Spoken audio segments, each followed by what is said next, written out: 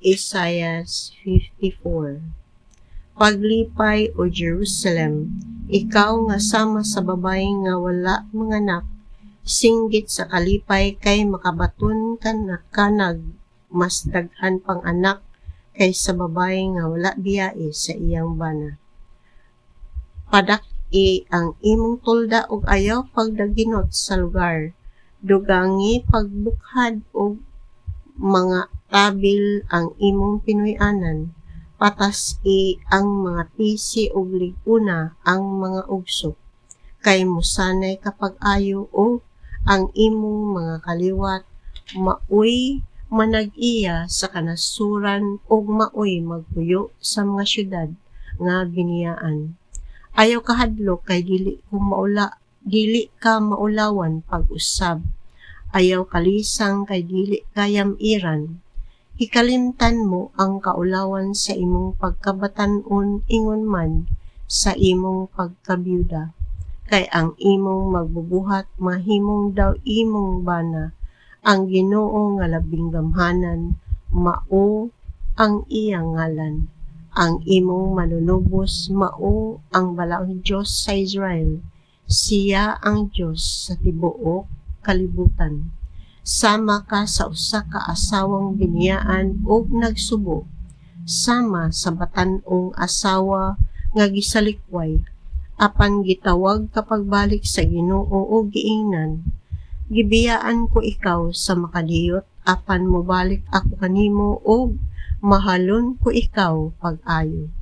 Tungod sa hilabihan kong kasuko, gitalikdan ko ikaw sa makadiyot, apan uban ang gugmang walay paglubad, kaluy-an ko ikaw, nag-ingon ang Ginoo nga imong manunubos. Alang kanako sama kini sa panahon ni Noe, sa dihang nanumpa ako nga dili nagayod panlunupan ang kalibutan. Ipanumpa ko usab nga dili nagayod ako masuko kanimo, o dili ko na ikaw kastiguhon pag-usab.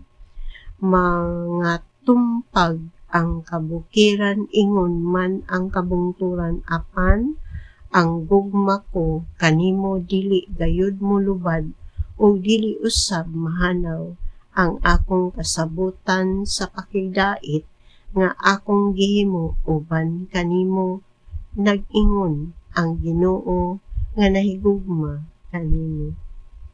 Ang Ginoo miingon, o sinakit o dinaog-daog nga syudad ug walay naglipay, ipahiluna ko ang imong mga sukaranan, dinayandayanan sa mahalon nga mga bato, dayandayanan ko sa mga sapiro ang imong mga tore, butangan kog mga haspe ang imong mga ganghaan, ug ang imong mga kota, dayandayanan kog mga mahalong bato. Pangunayan ko pagtudlo ang tanan mong mga anak, ug muuswag unya sila pag-ayo. Ang katarong maoy makapalig-on kanimo o dili kanila daog-daogon, kay dili ka man mahadlok o ipahilayo ka sa kalisang. Kung adunay musulong kanimo, makasiguro ka nga dili ako maoy naghimo niini.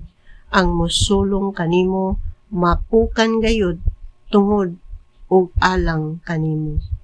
Ako'y nagbuhat sa panday nga maoy nagkuyop sa binagang uling aron makahimo siyag hinagiban. Ako usab ang nagbuhat sa taong mogamit sa hinagiban aron pagpatay. Apan walay hinagiban nga gipanday nga magpulos batok kanimo. Matubag mo ang tanang sumbong batok kanimo.